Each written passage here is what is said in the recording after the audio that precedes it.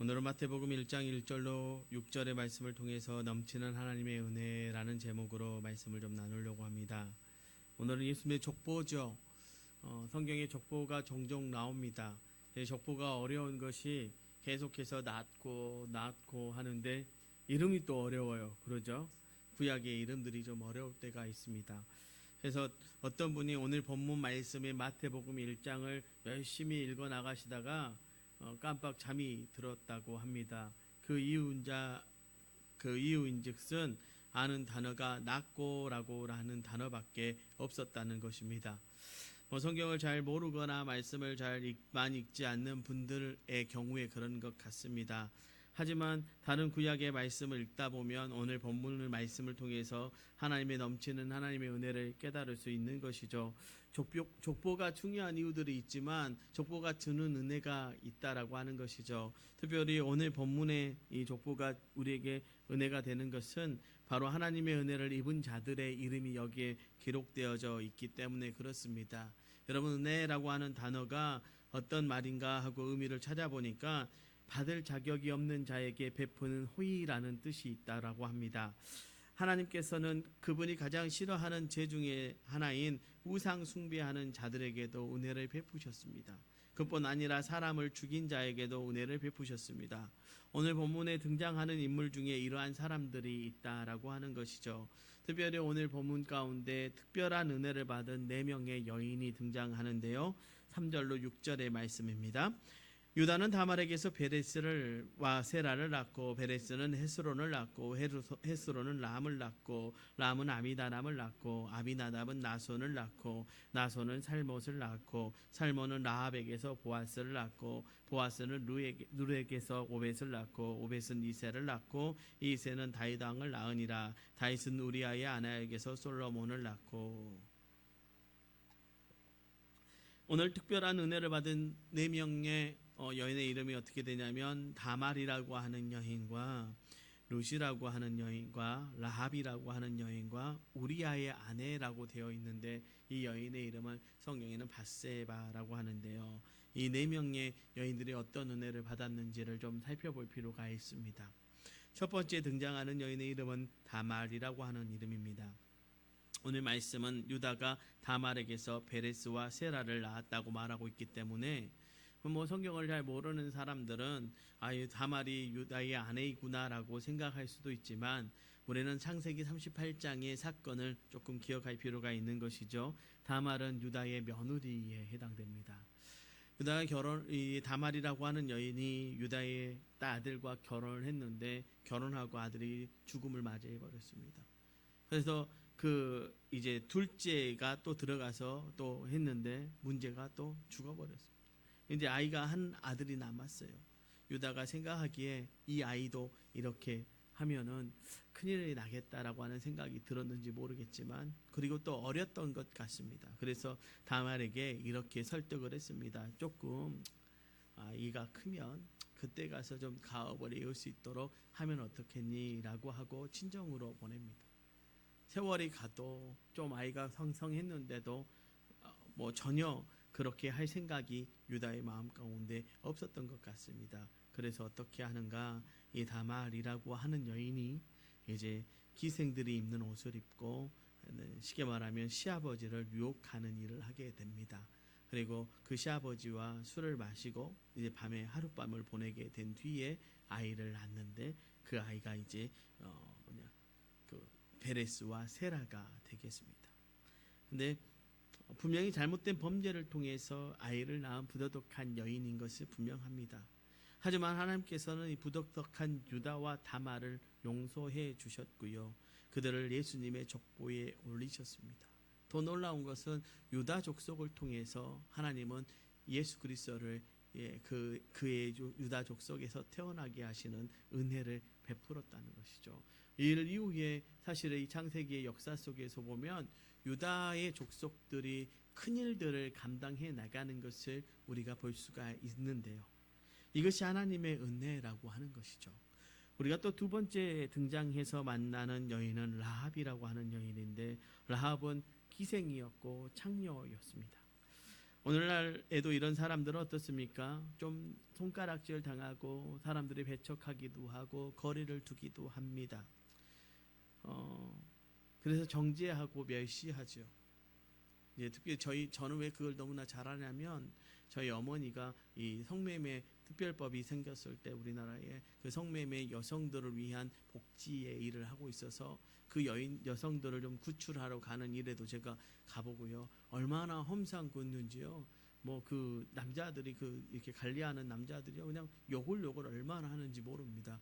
그래서 제가 멋지게 선글라스를 탁 끼고 가서 한 번도 웃지 않고 가만히 딱 팔짱 끼고 어머니를 보호해야 되니까 그랬던 기억들이 있어서, 특별히 라합이라고 하는 여인의 그 당시에도 그랬지 않았겠습니까? 그런데 중요한 것은 이 기생이었지만, 정말로 아무도 알아봐주지 않은 여인이었지만, 그 여인이 여리고가 무너지던 그날에 이스라엘의 하나님의 소식을 들었고 그 마음이 녹아내려져서 하나님만이 하늘 위와 땅 아래의 하나님임을 고백하기까지 이릅니다. 그리고 정탐꾼들이 숨겨두고 그 여인이 말하기를, 당신들이 이 땅에 들어올 때, 이 성에 들어올 때에 제발 나를 좀 기억해 주십시오 라고 말을 하면서 했습니다. 그리고 어때요? 창문가에 빨간 줄을 걸어놓고 기다리고 있었다라고 하는 것이죠.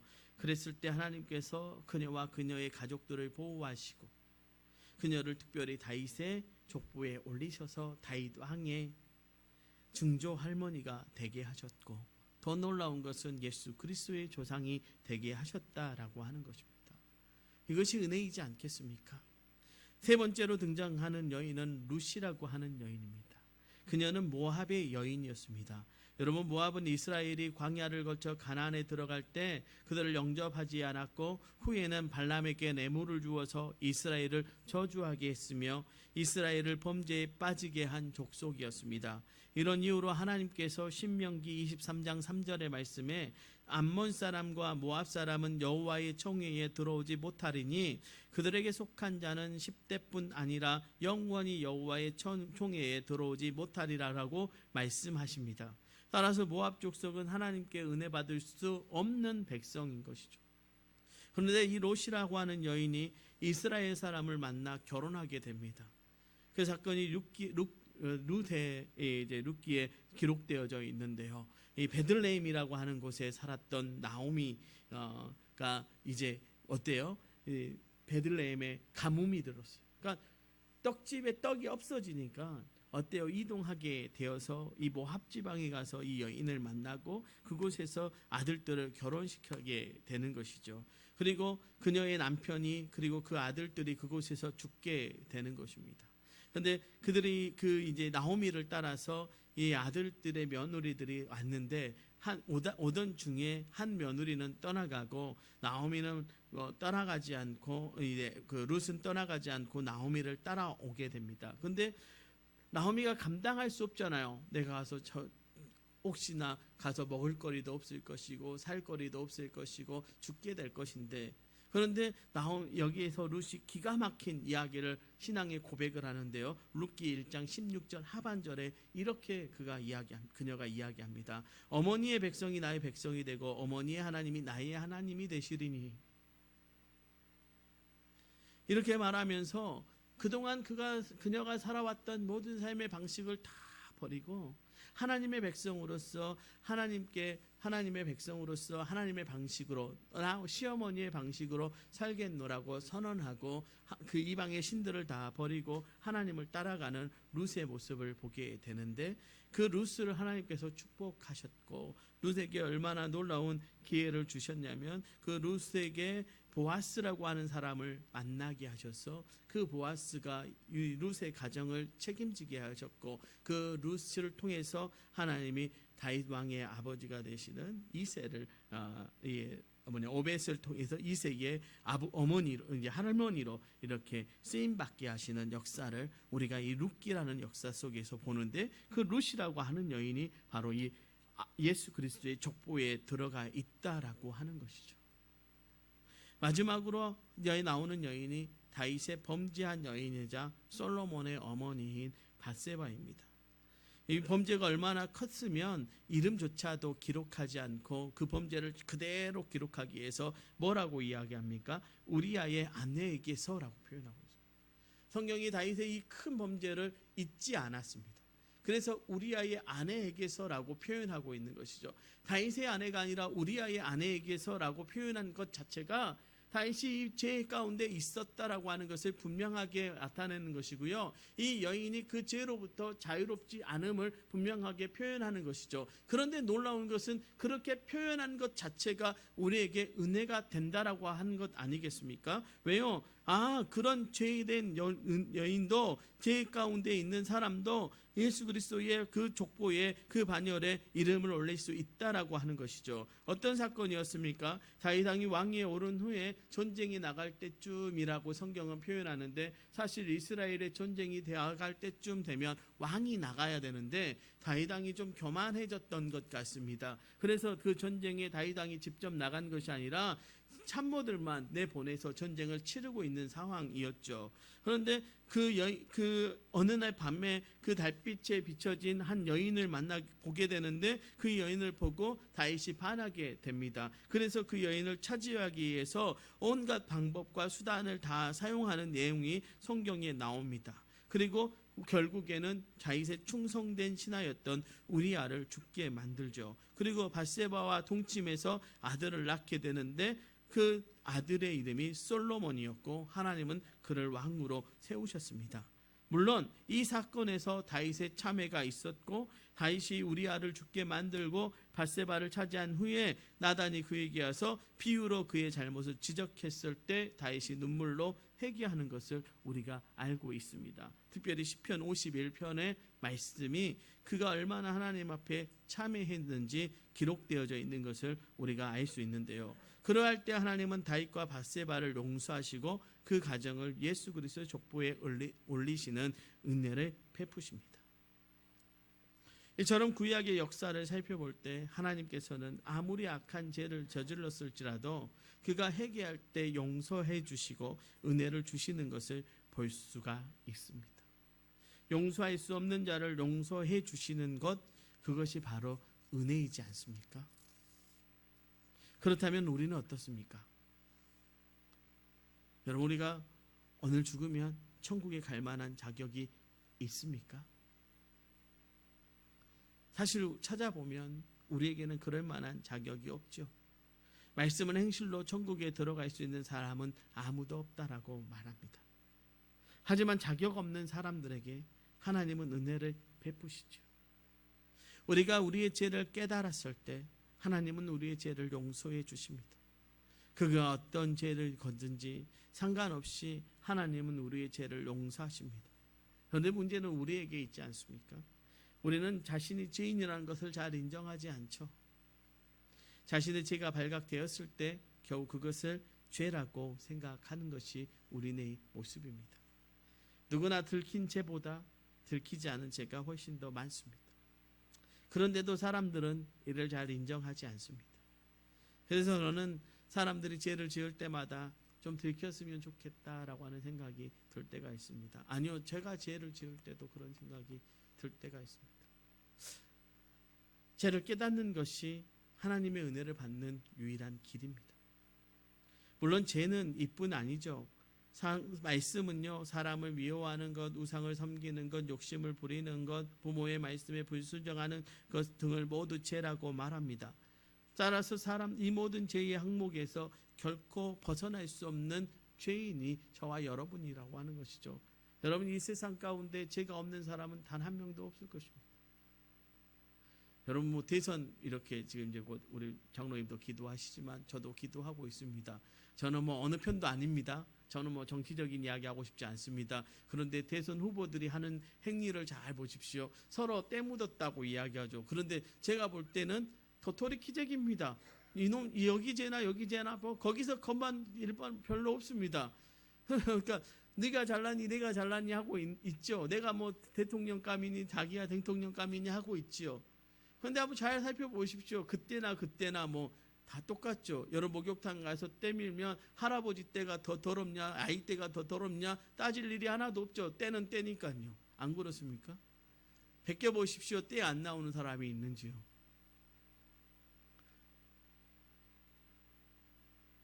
우리 모두 그 죄 가운데 있는 죄인일 수밖에 없습니다. 요즘에도 결혼할 때 가문을 따지는 사람들이 있는지 잘 모르겠습니다. 예전에는 좋은 가문에 있는 사람을 만나서 결혼해야 된다고 생각하는 사람들이 많았습니다. 하지만 오늘 본문 말씀에 나오는 가문들을 보면 어떻습니까? 왕의 가문이라고 하지만 며느리에게서 아들을 낳는 조상도 있고요, 살인자도 있고요, 가늠한 여인도 있는 가문입니다. 아마 이 이야기를 가만히 우리가 성경의 이야기 아니라 예수 그리스도의 족보라고 하지 않고 이 족보를 그대로 우리가 본다면 우리 가문이 이 가문보다는 좀 더 나은 것 같은데 라고 생각하시는 분이 계실지도 모르겠습니다. 하지만 저는 우리 중에 어느 누구도 이 가문과 별반 다르지 않다라고 생각합니다. 왜냐하면 우리 모두의 가문이 다 죄의 가문이기 때문에 그렇습니다. 하나님 보시기에 우리 모두가 죄인이라는 사실, 그 사실을 우리 모두가 깨달아야 하는 것이죠. 오죽하면 사도 바울은 주님을 만나고 이런 말을 했을까요? 디모데전서 1장 5절의 말씀이에요. mit보다 모든 사람이 받을 만한 이 말이요, 그리스도 예수께서 죄인을 구원하시려고 세상에 임하셨다 하였도다. 죄인 중에 내가 개순이라. 그는 자기가 모든 세상 사람들 중에서 가장 죄를 많이 지은 자라고 고백하고 있습니다.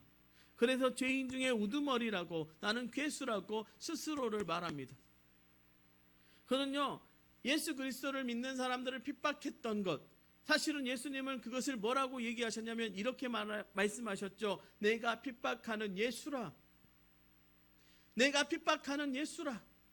자기가 예수를 핍박했다라고 하는 그 죄에서 자신이 예수를 전하는 그 상황 속에서도, 예수 그리스도와 그 십자가만을 자랑하는 그 상황 속에서도 자기 자신 스스로는 그 예수를 핍박했던 그 자신의 어떤 삶의 여정 속에 한 점, 그 점에서 전혀 벗어나지 않고 늘 말하기를 나는 죄인 중에 괴수라고 살았던 것을, 여러분 생각해 보세요. 바울보다 더 위대한 일을 한 사람이 여기 이 가운데 있겠습니까? 성경에 어느 누구를 찾아봐도 바울의 그 위대함을 따라갈 수 있는 사람은 이 시대에 없을 것입니다. 예수를 위해서 목숨 걸었고, 예수를 위해서 돌을 맞았고, 예수를 위해서 감옥에 갇혔고, 감옥에서도 예수를 전하기에 온 힘을 다했고, 오죽하면 이렇게 말하죠. 내가 갇혀 있으나 매어 있으나 전해지는 것이 예수고, 나를 비방하나 전해지는 것이 예수고, 나를 욕하지만 전해지는 게 예수라면, 또 열심으로 다른 사람이 예수를 전한다면 내가 감옥 안에 있으나 감옥 밖에 있으나 기쁘다라고 말할 수 있었던 사람. 그런데 그는 그 스스로를 죄인 중에 괴수라고 말합니다.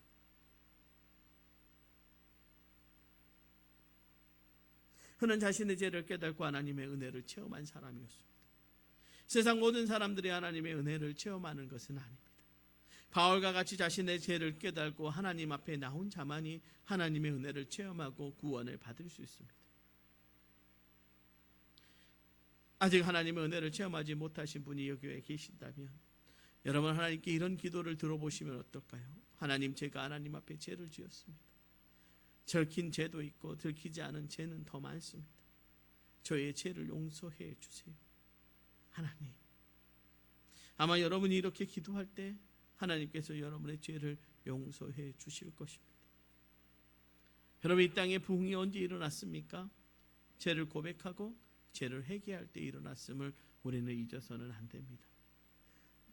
1907년 평양의 대부흥운동이요, 죄를 고백하는 은혜 중에 일어났습니다.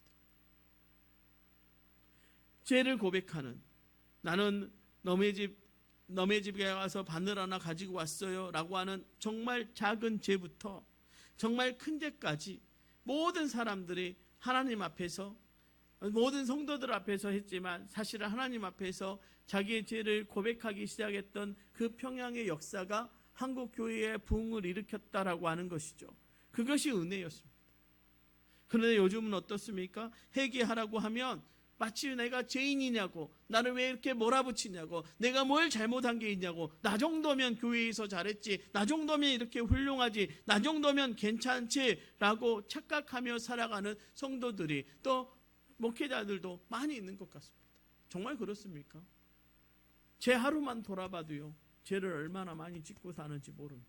제 하루만 돌아봐도요, 내가 얼마나 사람들을 미워하고 있는지를 모르겠습니다. 그런데 그런 우리를 은혜 있는 곳으로 인도하시려고 하나님이 어떻게 하십니까? 하나님께서 우리를 구원하시려고 그의 사랑 아들 예수 그리스도를 이 땅에 보내셨습니다. 그분이 바로 예수님, 자기 백성을 저희 죄에서 구원할지 그리스도 메시아입니다.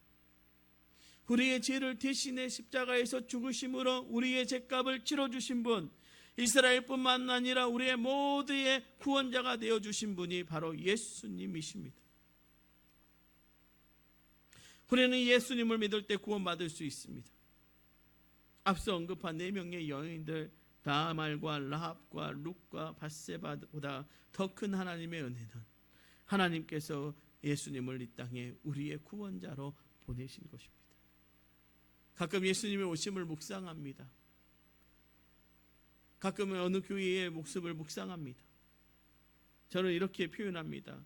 하나님은 아들 예수를 천국의 끝, 그 벼랑 끝에서 땅으로 밀어 이 땅에 오게 하셔서 우리를 구원하셨는데, 인간 목사는 어떻게 하면 아들에게 큰 교회에 불러줘서 그 큰 교회에서 좋은 반석에 앉아 뒤로 배를 내밀고 좋다라고 하는 그 높은 자리에 올리려고 애쓰고 있는 것은 아닌가라는 생각을 해볼 때가 있습니다. 그런데 목사만 그렇습니까?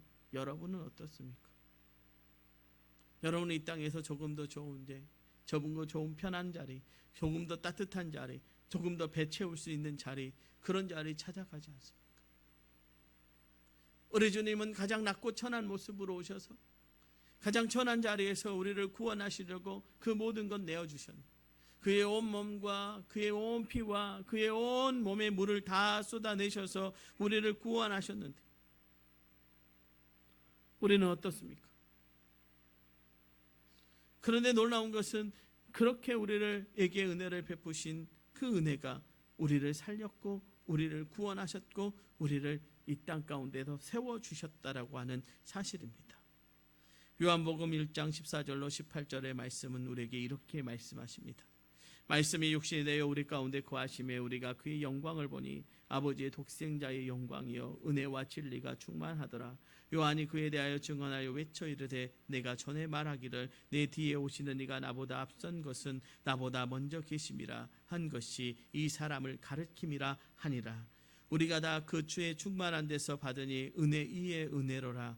율법은 모세로 말미암아 주어진 것이요 은혜와 진리는 예수 그리스도로 말미암아 온 것이라. 본래 하나님을 본 사람은 없으되 아버지 품속에 있는 독생하신 하나님이 나타내셨느니라. 여러분, 재밌는 것은, 아니요 놀라운 것은, 말씀을 보시면 예수님이 이 땅에 오신 것을 은혜 위에 은혜라고 표현하고 있습니다. 여러분 예수를 여러분의 구주로 영접한 것은 은혜 위에 은혜일 줄 믿습니다. 여러분이 예수 그리스도를 구주로 고백하는 그 순간 여러분이 받는 것은 은혜 위에 은혜일 줄로 믿습니다. 여러분이 이 땅 가운데 생명을 보존하고 살아가는 것 자체가 은혜 위에 은혜임을 기억하십시오. 여러분, 그 은혜 위에 은혜로 우리가 살고 있습니다. 저는 우리 교회에 나오는 모든 분들이요, 하나님의 은혜를 경험하지 못하는 사람이 하나도 없기를 소망합니다. 주님 앞에 죄를 내려놓고 주님을 영접함으로 하나님의 은혜를 체험하시기를 부탁을 드립니다. 여러분, 회개하면 할수록 여러분 은혜가 더 뜨겁게 우리 삶 가운데 다가오는 거죠. 여러분, 왜 우리에게 은혜가 없습니까? 어느 날부터 우리가 죄를 회개하는 것을 잊어버렸기 때문 아닙니까? 어느 날부터 하나님 앞에 설 때에 의인처럼 섰지요. 마치 성전에 기도하는 바리새인처럼요. 바리새인 어떻게 기도합니까? 아이고, 그렇게 당당할 수도 없죠. 하나님 앞에 나가서 하나님, 내가 이렇게 잘했습니다. 내가 주의 성수 한 번도 놓치지 않았고요. 11조도 잘했고요. 하나님이 도구라고 했으니까 제가 가지고 있는 것 중에 조금 떼어서 이웃도 도왔고요. 하나님 보세요. 저 뒤에 있는 저 세리처럼요. 저는 저렇게 살지 않았습니다. 저는 그렇게 당당하게 의인처럼 기도하는 모습이 오늘을 살아가는 우리의 모습이라면 이 땅에 오신 예수님이 그것을 보면서 얼마나 마음 아플까요? 놀랍게도요, 우리 주님은 세리의 기도를 보시면서 저가 하나님의 은혜를 받았다라고 말씀하십니다. 세리가 뭐라고 기도합니까? 나는 죄인입니다. 아무도 보지 않는 성전의 가장 구석진 곳에서, 아무도 찾지 않는, 쳐다보지 않는 성전 구석진 곳에서 그저 가슴에 손 올리고 무릎을 딱 꿇고 고개를 팍 숙인 뒤에 눈물을 흘리면서 나는 죄인이에요 라고 고백하는 그 세리의 기도를 보면서 우리 주님은 저가 은혜 받은 사람이라고 말했습니다. 여러분, 죄를 회개하는 것이요 창피한 것이 아닙니다. 죄를 갖고 하나님 앞에 오는 것이 우리가 창피한 것이 아닙니다. 죄를 하나님 앞에 고백하는 것이 부끄럽거나 창피한 일이 아닙니다.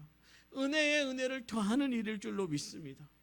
여러분, 예수 그리스도의 그 죽음의 현장이 우리에게 은혜가 되어지는 것은 그 현장에 우리의 죄가 완전히 씻겨졌기 때문 아닙니까? 그 예수 그리스도의 보혈이 우리의 삶을 흘러가게 해서 우리의 삶에서 본이 넘치도록 은혜를 베푸신 것은 그 보혈이 흘러가는 자리에서 우리의 죄가 완전히 씻겨지는 은혜를 경험했기 때문 아닙니까? 사랑하는 성도 여러분, 그 은혜로 우리가 살아있습니다.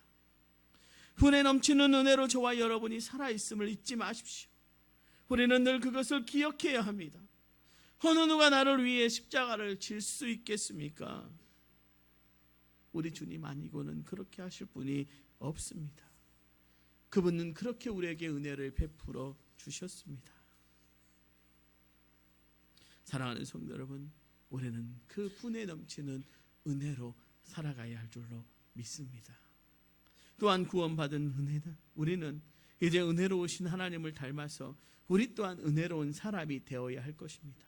누가복음 6장 36절의 말씀은 우리에게 이렇게 말합니다. 너희 아버지의 자비하심 같이 너희도 자비하라. 하나님의 큰 은혜를 받은 사람으로서 마찬가지로 다른 사람들에게 은혜를 베풀 줄 아는 사람 되시기를 주님의 이름으로 부탁을 드립니다. 여러분, 우리는 10,000달란트 탕감받은 자들 아닙니까? 이 땅 가운데서 그 없이 많은 큰 은혜 받은 우리입니다. 이제 그 받은 은혜 우리만 누리지 말고요, 우리 다른 누군가에게 은혜를 베풀 수 있는 저와 여러분 되시기를 주님의 이름으로 축원합니다.